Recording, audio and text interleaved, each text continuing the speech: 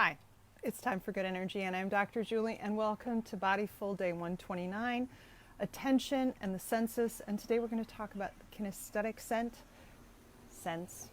There we go. When a little movement will do. All right, let's start with the basics. Let's take a deep breath in and release.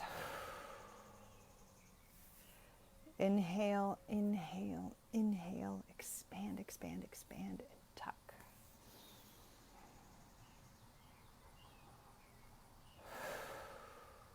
You know, when I do that, I kind of feel myself breathe in three different places.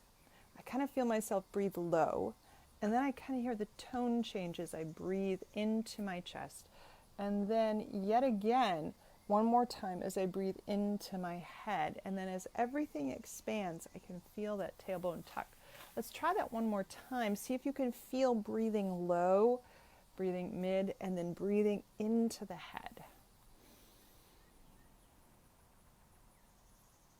And release. And think about anything that happened today. I was driving, so I had to think about my left side kind of tightening up. I did my breathing to see which position was best, and I kept my knee out of the window seat, or off of my seat, so that my knee wasn't high, and I felt a little bit better. Let's take a deep breath in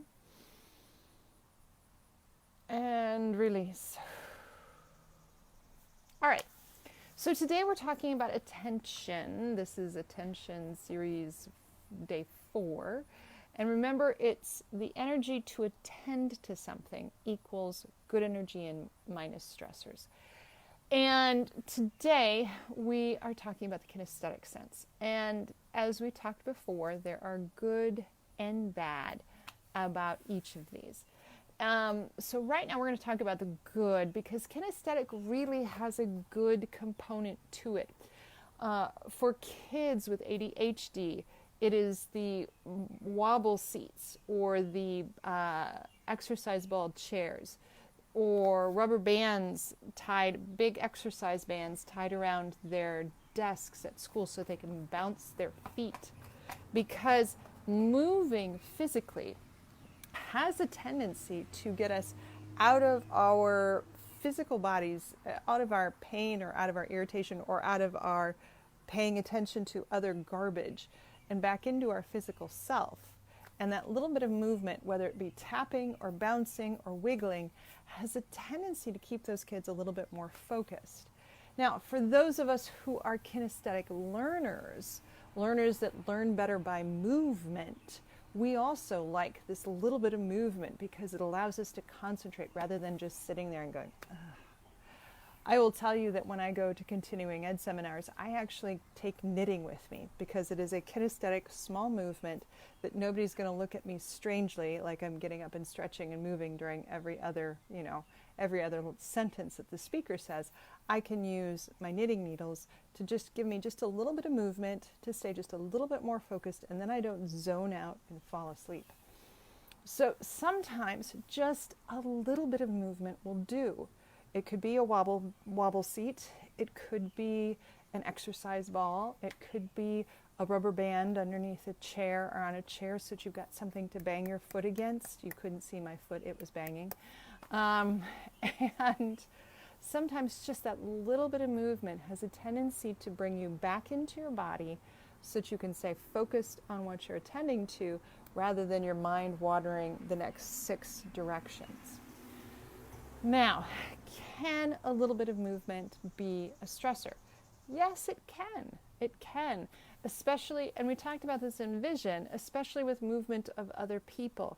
Our physical movement has a tendency to bring us back into our body, but movement around us has a tendency to pull us back out and attend to that. And that is a physiological mechanism so that we actually pick up the tiger rustling through the grass, and we can then get out of there.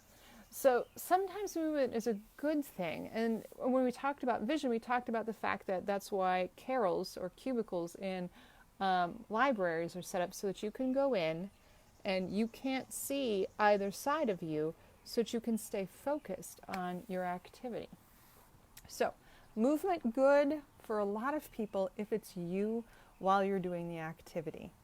Movement not good when other people are moving around you. Now, lots of movement when you're trying to stay focused, where you don't control that movement, can be very distressing. I am glad you think movement is a good thing, Jim. That's awesome.